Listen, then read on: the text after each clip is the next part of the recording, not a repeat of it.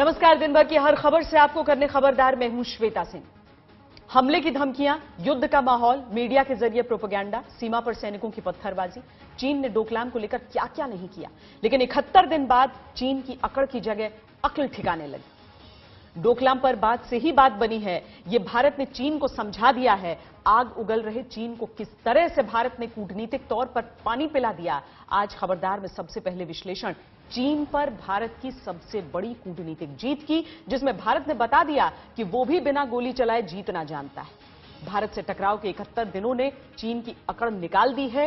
BRICS सम्मेलन के हफ्ते भर पहले डोकलाम का विवाद आखिरकार हल हो गया। दोनों देशों ने डोकलाम में टकराव की जगह से अपने अपने सैनिक हटा लिए हैं। इसे भारत की बड़ी कूटनीतिक जीत कहेंगे, क्योंकि जो चीन बात करने तक को तैयार नहीं था, वो बातचीत से ही हल निकालने पर मजबूर हुआ। सिर्फ इतना ही नहीं, भारत ने चीन की आंख में आंख डालकर यह बता दिया कि आगे से सीमा पर उसकी दादागिरी और मनमानी नहीं चलने वाली। युद्ध की धमकियां देकर दूसरों को धमकाने, डरा देने, अपनी बात मनवाने का चाइनीज स्टाइल अब नहीं चलेगा। भारत ने दुनिया को भी बताया है कि एक परिपक्व देश किस तरह से बर्ताव करता है। धैर्य और अकलमंदी के आगे धमकियां और अकड़ कभी जीत नहीं सकती। ये 71 दिन चीन को आगे से हमेशा याद रखने चाहिए।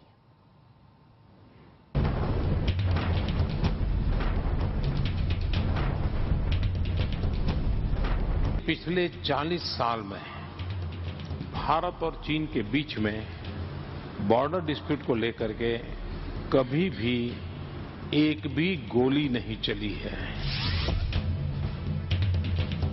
जीते हारे लोग भी टेबल पर बैठते हैं, तब समाधान निकलता है। तो बुद्धिमत्ता का तकाजा ये है कि युद्ध बिना किए संवाद कर लो और उससे रास्ता निकाल तो वो कहीं ज्यादा बेहतर है। से यहाँ की युद्ध की तैयारी का सवाल है, सेना है यहाँ। याद दिलाना है तो वो 62 की स्थिति अलग थी, 2017 का भारत और है। मैंने कहा कौन है दुनिया की ताकत जो भारत की ओर आंख उठाकर देखने की जरूरत है।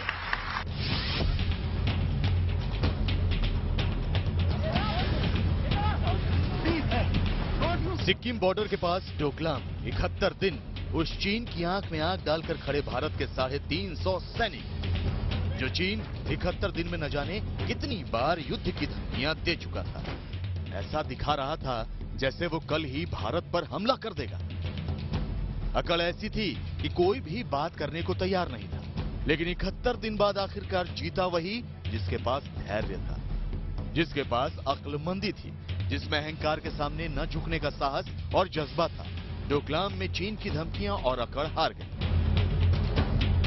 हाल के कुछ हफ्तों में डोकलाम में हुई घटना के संबंध में भारत और चीन के बीच कूटनीतिक बातचीत हुई। इस बातचीत के दौरान हम अपने विचार व्यक्त करने और अपनी चिंताएं और हितों के बारे में बताने में सफल रहे हैं। इस आधार पर डोकलाम में टकराव की जगह से सैनिकों के जल्द अलग होने पर सहमति हुई है और ये चल रही है। ये भारत सरकार के विदेश मंत्रालय का बयान है, जिससे साफ है कि डोकलाम पर बात से ही बात बनी है। डोकलाम से सैनिक फिलहाल हटेंगे। ये भारत भी करेगा और चीन भी करेगा। रास्ता बातचीत से ही निकला है, जिसे चीन मान नहीं रहा था। ये भारत की सबसे बड़ी कूटनीतिक जीत से कम नहीं। मेरे मुताबिक तो पिछले 3.25 साल से सबसे बड़ी जो कूटनीतिक अपनी डिप्लोमेटिक विक्ट्री है हिंदुस्तान की, इस प्रधानमंत्री के नीचे ये है। चीन ने एक्सेप्ट किया है वही चीज जो सुषमा स्वराज ने पार्लियामेंट में कहा कि दोनों देशों को कंकरेंटली विड्रॉ करना पड़ेगा और वो पोजीशन अख्तियार करनी पड़ेगी जो 16 जून को थी। डोकलाम मुद्दे पर चीन के विदेश मंत्रालय ने भी माना कि बात बन गई। हालांकि चीन अपनी अकड़ में इतना आगे पहुंच चुका था कि अब उसे किसी तरह अपना सम्मान बचाना ही था। चीन के विदेश मंत्रालय की प्रवक्ता ने कहा है कि भारत ने सभी सैनिक और उपकरण डोकलाम से हटा लिए हैं। चीन के सैनिक डोकलाम के इलाके में पेट्रोलिंग करते रहेंगे। चीन को उम्मीद है कि भारत ऐतिहासिक सीमा का सम्मान करेगा और चीन के साथ मिलकर एक दूसरे की संप्रभुता का सम्मान करते हुए सीमा पर शांति बनाएगा। भारत के साथ मित्रतापूर्ण संबंधों को आगे बढ़ाने को चीन बहुत महत्व देता है। 6月18日，印度边防部队非法越过中印西京段已定边界，进入中国洞朗地区。中方通过外交渠道多次向印方提出交涉，向国际社会说明事实真相，阐明中方严正立场和明确要求，敦促印方立即将越界边防部队撤回边界印方一侧。बात किसी की हार किसी की जीत की भी नहीं, बड़ी बात यह है कि भारत ने दुनिया को दिखाया है कि एक परिपक्व देश होने का मतलब क्या होता है। बड़ी बात यह है कि चीन को पहली बार जमीन कब्जा करने की चालों पर प्रतिरोध का सामना करना पड़ा। पहली बार चीन को पता चला कि एक ऐसा देश भी है जो दोस्त देश के हितों के लिए खड़ा होता है और धमकियों से बेहिचक लड़ता है। धमकियां देकर डरा देना, इसमें तो चीन माहिर था। पेट्रोलिंग करना कोई गलत बात नहीं है, उससे हमको कोई तकलीफ नहीं है, लेकिन हमने काफी चौकन्ना होने की आवश्यकता है। हमने वहां पर उस एरिया को डोमिनेट करना अत्यंत आवश्यक है और वहां पर हमने होशियार रहना अत्यंत आवश्यक है। डोकलाम में 71 दिन चीन को हमेशा याद रहेंगे, खासकर तब जब चीन दूसरे की जमीन पर कब्जा करने की चालाकी या दूसरे देश की सुरक्षा स्थिति को कमजोर करने और अपना दबदबा बनाने की चाल चलेगा। डोकलाम में पूरा विवाद उस सड़क को लेकर था जिस सड़क को बनाने की जिद चीन कर रहा था। आज उस सड़क की बात चीन ने नहीं की है, इसी से भारत की कूटनीतिक जीत को समझा जा सकता है। अच्छी बात है, that is what everybody wants.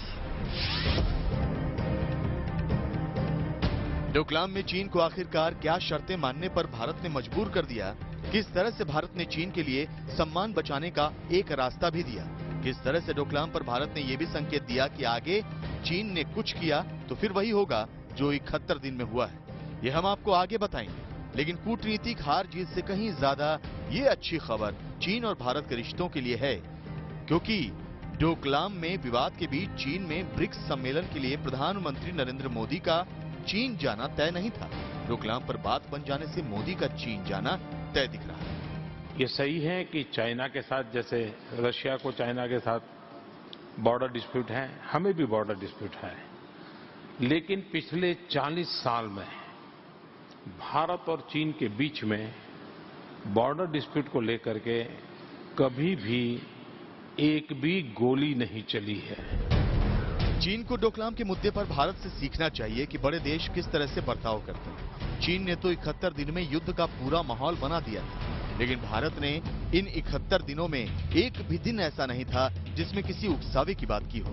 Bharat ने हमेशा धैर्य, संयम और अक्लमंदी की बात की। राज्यसभा में विदेश मंत्री सुषमा स्वराज का बयान आपको याद होगा कि युद्ध के बाद भी तो बात करनी ही पड़ती। बुद्धिमत्ता का तकाजा ये है कि युद्ध बिना किए संवाद कर लो और उससे रास्ता निकालो तो वो कहीं ज्यादा बेहतर है। इसलिए यहाँ की युद्ध की तैयारी का सवाल है। सेना है यहाँ और वो सेना होती है युद्ध के लिए, लेकिन युद्ध से समाधान नहीं निकलता। चीन की हवाबाजी और धमकियों के बीच भारत ने सीधे शब्दों में बताया था कि अगर चीन 1962 की याद दिला रहा है तो उसे ये भी पता होना चाहिए कि ये 2017 का भारत है, 1962 का भारत नहीं। डोकलाम विवाद के शुरू में ये बात रक्षा मंत्री अरुण जेटली ने की थी।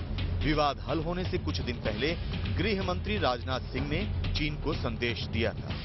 मैंने कहा, कौन है दुनिया की ताकत जो भारत की ओर आंख उठाकर देखने की जरूरत कर। देखिए, मैं इसके याद दिलाना है तो वो 62 की स्थिति अलग थी, 2017 का भारत और है। 71 दिन कम नहीं होते। चीन जिस तरह से आग उगल रहा था, उस आग में कोई भी पिघल जाता, लेकिन भारत ने समझदारी और संयम से इस आग में ठंडा पानी डाला। चीन को पता चल गया कि भारत उसकी धमकियों से तो हटने वाला नहीं है, बात करने से ही बात बनेगी, और आखिरकार यही हुआ।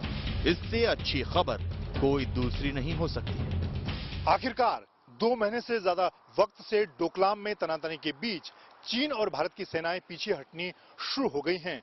दोनों ही देश एक दूसरे की मूवमेंट पर नजर रख रही हैं। इस पूरी कार्रवाई को अंजाम देने के लिए आने वाले दिनों में दोनों सेनाओं के बीच फ्लैग मीटिंग होगी। फिलहाल भारत इस कूटनीतिक और सामरिक सफलता का श्रेय तो नहीं लेना चाहता, लेकिन पीएम मोदी की चीन यात्रा से पहले ये चीन के लिए एक बड़ा सबक जरूर है।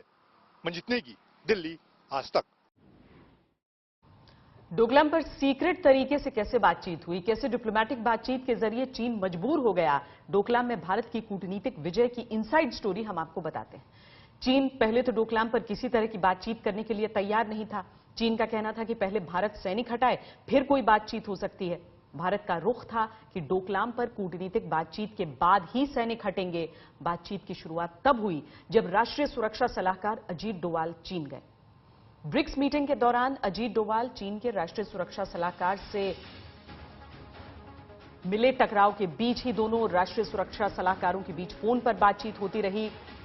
डोकलाम पर विवाद का चीन में होने वाले ब्रिक्स देशों के सम्मेलन पर भी असर पड़ने की आशंका थी। भारत ने तय नहीं किया था कि प्रधानमंत्री नरेंद्र मोदी ब्रिक्स देशों के सम्मेलन में चीन जाएंगे या नहीं। माना जा रहा है कि पीएम मोदी के चीन दौरे की शर्त ही डोकलाम पर विवाद हल करने को रखी गई थी। इसी बीच चीन की धमकियों को जवाब देने के लिए भारतीय सेना ने भी सीमा पर अपनी तैयारी कर ली थी। सीमा पर भारतीय सेना की पूरी तैयारी ने युद्ध की बात करके डरा रहे चीन पर उल्टा दबाव बना दिया। चीन को साफ पता चल गया था कि युद्ध की धमकियों से डोकलाम में भारत को डराया नहीं जा सकता। इसके साथ ही चीन को पता चल गया था कि बातचीत से ही डोकलाम का हल निकाला जा सकता है। 27 जुलाई को अजीत डोवाल बीजिंग गए थे। उसके बाद से बातचीत चल रही थी। 3 अगस्त को चीन ने यह माना था कि डोकलाम पर बातचीत चल रही है। चीन ने यह कहा था कि बातचीत में भारत ने कुछ शर्तें रखी हैं जो मानने के योग्य नहीं है। साफ है कि ये शर्तें डोकलाम पर पुरानी स्थिति बनाने, दोनों देशों के सैनिक हटाने की थी।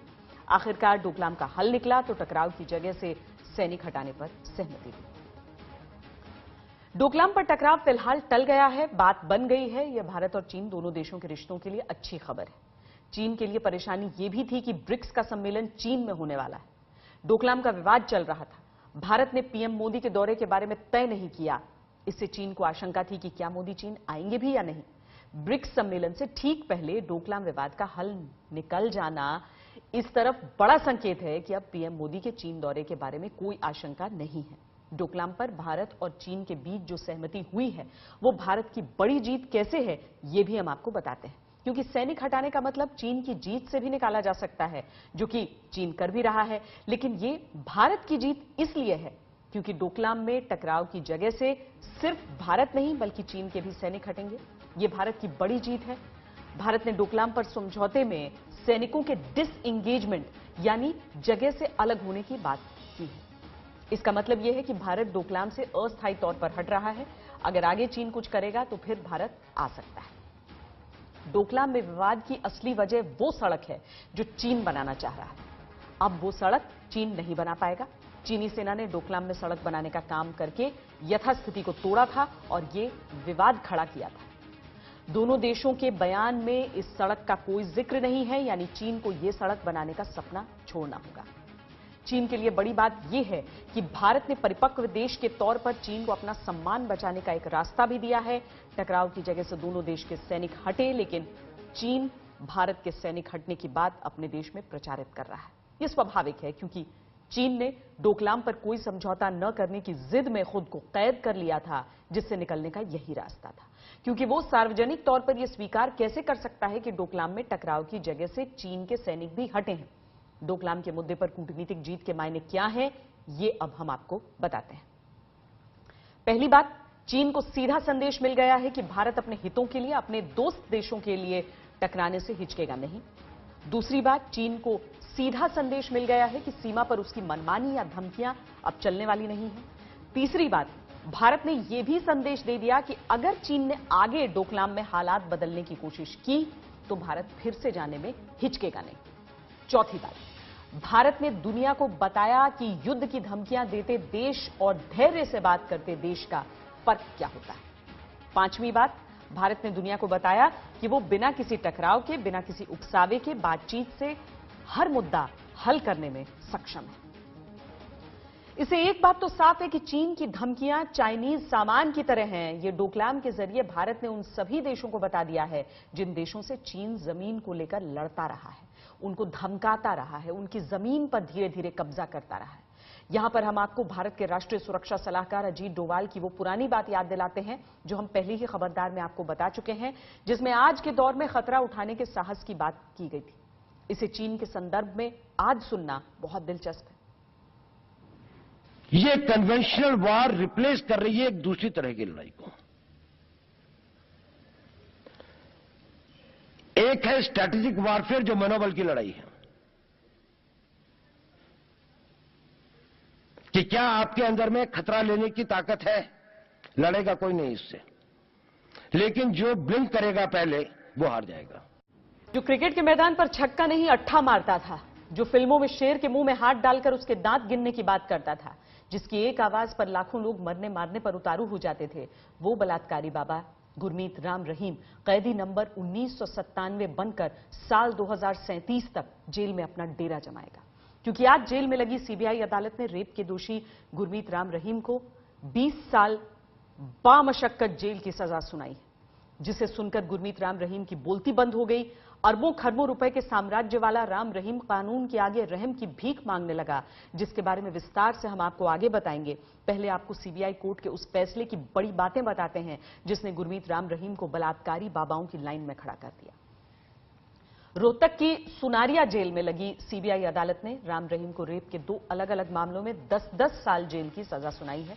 दरअसल राम रहीम पर 2 साध्वियों के साथ बलात्कार का दोष साबित हुआ है, इसीलिए उसे दोनों मामलों में अलग अलग 10-10 साल जेल के काटने होंगे। सीबीआई ने राम रहीम को 20 साल सजा की पुष्टि की है, यानी 10 साल की सजा पूरी होने के बाद अगले 10 साल की सजा शुरू होगी। कोर्ट ने अपने फैसले में बलात्कारी राम रहीम पर 30 लाख का जुर्माना लगाया है। जुर्माने की रकम में से केस की दोनों पीड़ित साध्वियों को 14-14 लाख बतौर हर्जाना दिए जाएंगे। रोहतक की सुनारिया जेल में करीब 1 घंटे तक सीबीआई की अदालत चली।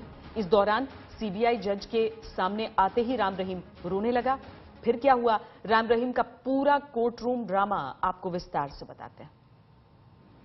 पूरे समाज में पता नहीं कितने इंसान राक्षस बन के घूम रहे हैं, हमें जाना होगा उन्हें बनाने इंसान। हवा में उड़ते गुरमीत राम रहीम ने जब रोहतक के सुनारिया जेल के ऊपर उड़ता हुआ हेलीकॉप्टर देखा तो उसकी हवा खराब हुई, और जब इसी हेलीकॉप्टर से सुनारिया जेल पहुंचे सीबीआई जज ने रेप के दोषी राम रहीम को कुल 20 साल जेल की चक्की पीसने की सजा सुनाई तो राम रहीम की सारी हेकड़ी गोते खाते हुए सीधे जमीन पर धड़ाम हो। निर्णय दिया कि 10 साल की रेप की सजा एक केस में है और 10 साल की रेप की सजा दूसरे केस में।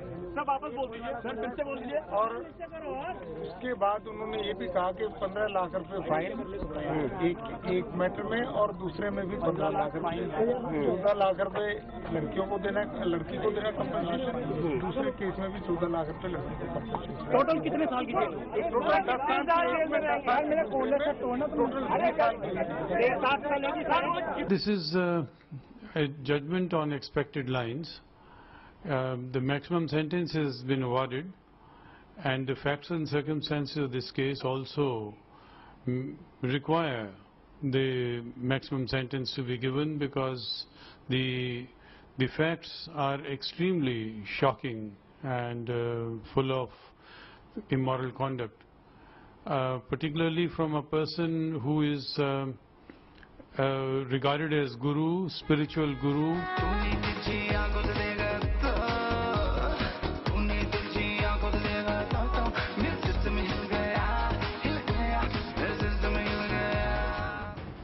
राम रहीम को 3 दिन पहले ही पंचकुला की सीबीआई अदालत ने किसी से नजरें मिलाने लायक नहीं छोड़ा था, जिसके बाद पूरे देश की नजर आज रोहतक की सुनारिया जेल पर टिकी थी, जहां राम रहीम को उसके किए की सजा सुनाने के लिए सीबीआई की स्पेशल अदालत लगाई गई थी। राम रहीम को सजा सुनाने के लिए सीबीआई के जज जगदीप सिंह को खुद पंचकुला से चलकर रोहतक की सुनारिया जेल आना पड़ा। वजह थी सुरक्षा कारण। सुनारिया जेल के बगल में एक हेलीपैड बनाया गया था, जहां पर हेलीकॉप्टर से जगदीप सिंह उतरे और उसके बाद सुनारिया जेल की बगल की एक लाइब्रेरी में अदालत बनाई गई थी। वहां पर जगदीप सिंह ने पक्ष और विपक्ष के दोनों वकीलों की जिरह को सुना आधे घंटे तक।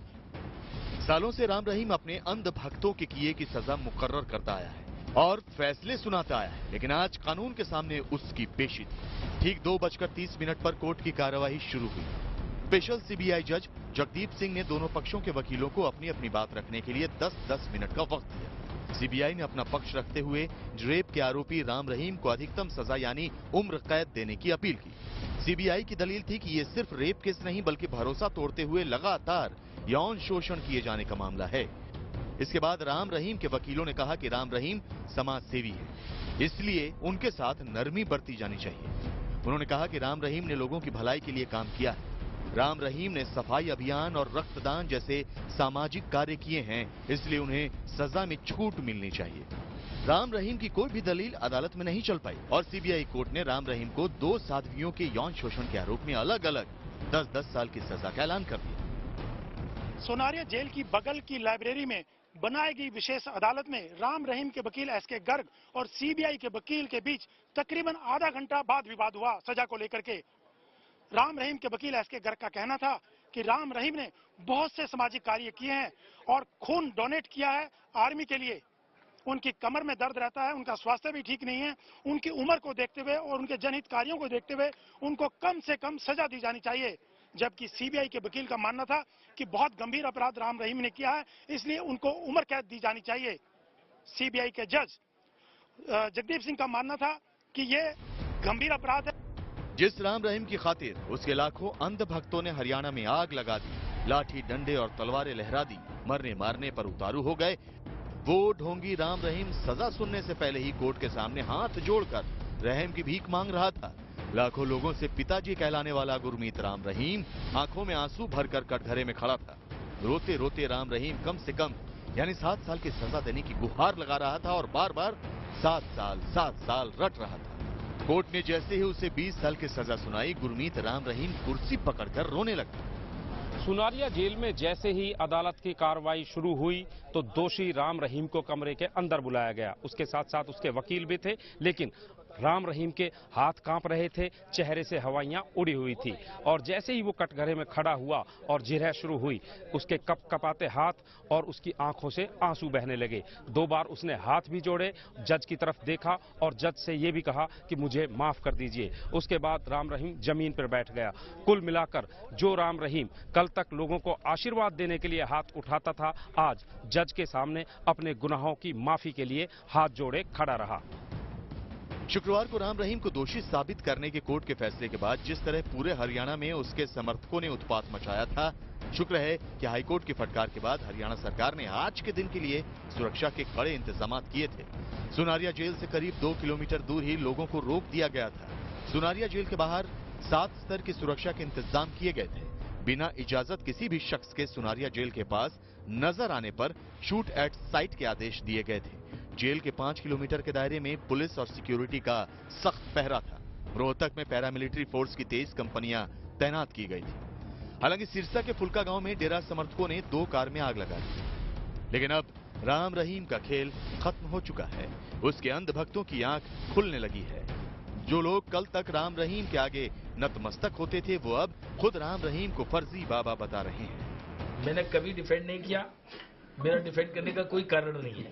मैंने केवल अपने प्रशासन और शासन को डिफेंड किया है जो सही था। बट सर ये बात तो है कि आप आज मानेंगे कि वो एक रेपिस्ट है, आज एक ढोंगी बाबा है, ये तो मानना पड़ेगा आज? नहीं, निश्चित रूप से जिस दिन सजा सुना दी गई 25 तारीख को, उसी दिन से तय हो गया। ये तो श्रद्धा को सेग्रीगेट नहीं कर सकते, लेकिन मैं ऐसी श्रद्धा में विश्वास नहीं रखता।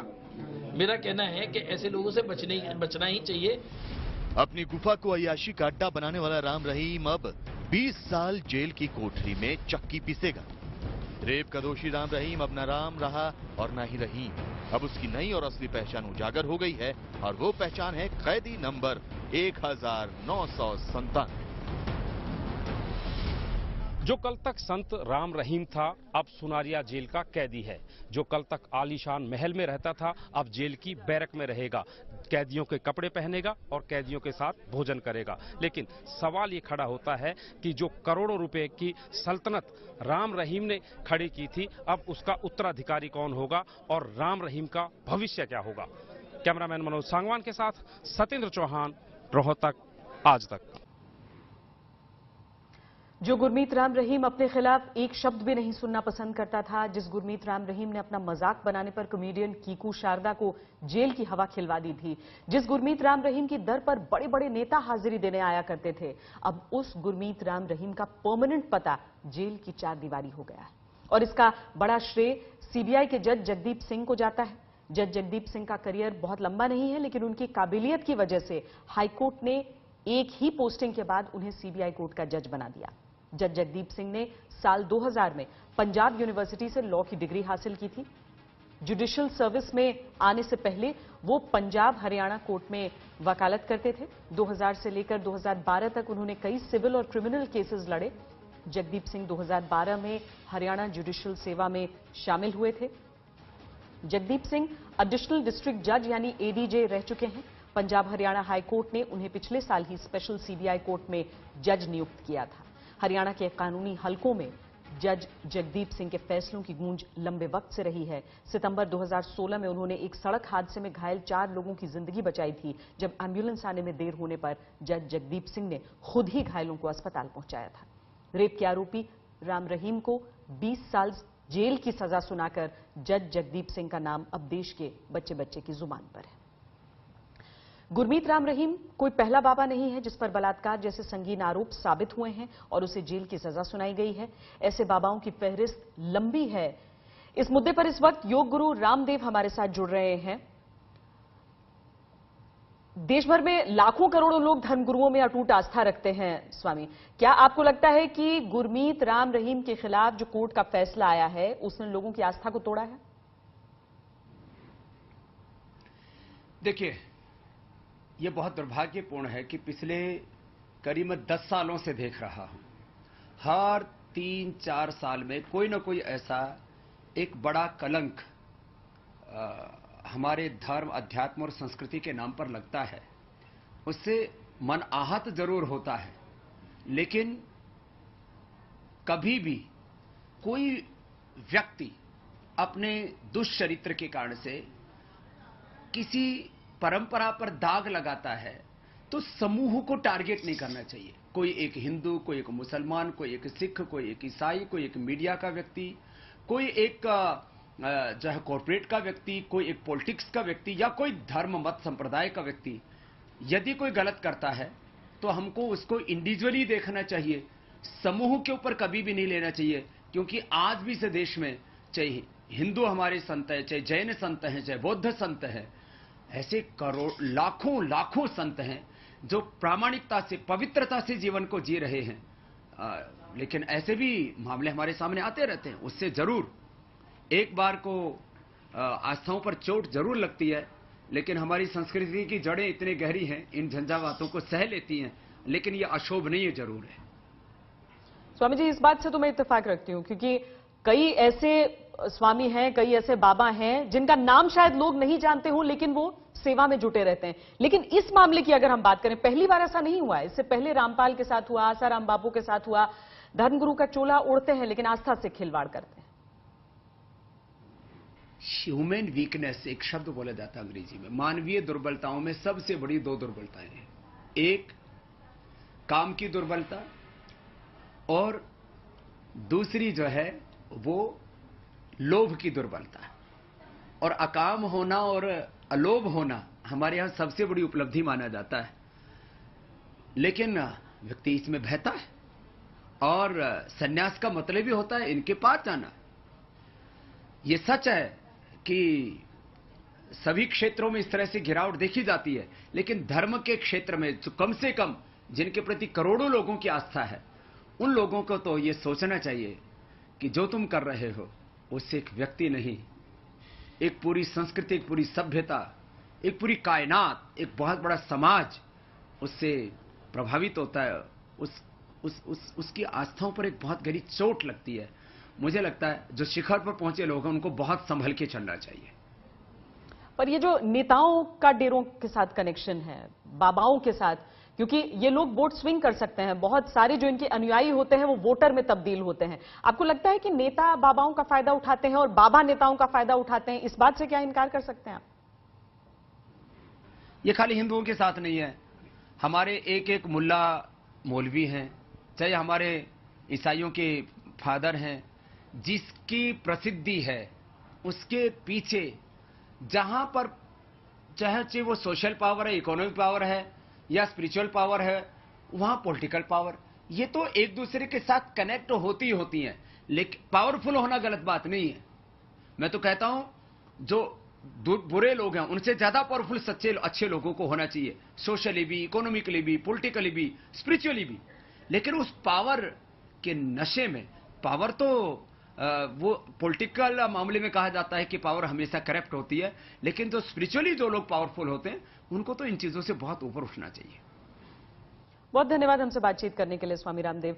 दरअसल इसमें सबसे अहम बात यह होती है कि भक्ति एक सकारात्मक शब्द है, लेकिन अंधभक्ति नहीं। रेप के दोषी राम रहीम को कानून ने उसके जिस किए की सजा सुनाई है, उसका खुलासा 15 साल पहले एक गुमनाम चिट्ठी से हुआ था, जिसमें पहली बार राम रहीम के कांड खुलकर सामने आ गए थे। इन 15 सालों में कई बार ऐसे मौके आए जब राम रहीम की सेटिंग ने सीबीआई के हाथ बांधे और राम रहीम ने अपने चेलों के जरिए केस को कमजोर करने की कोशिश की, लेकिन आखिरकार राम रहीम पर आरोप साबित हुए और वो अब अपने कर्मों की सजा भुगतेगा।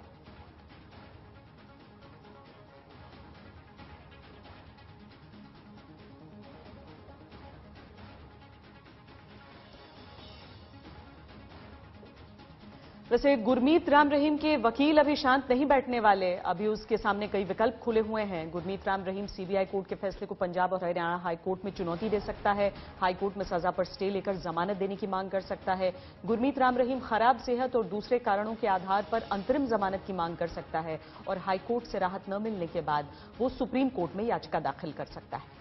गुरमीत राम रहीम कोई छोटा मोटा बाबा नहीं था, उसके कनेक्शन बहुत बड़े रहे हैं, जिनका इस्तेमाल करके वो 15 साल तक कानून के लंबे हाथों से फिसलता आया। लेकिन अब जब वो दोषी साबित हो चुका है, जेल की सजा काटेगा, तो उसके कनेक्शन काम आएंगे या नहीं, ये बड़ा सवाल है, क्योंकि राम रहीम अब वो डूबता हुआ जहाज है जिसे सहारा देने के चक्कर में कोई खुद डूबने का रिस्क नहीं लेगा।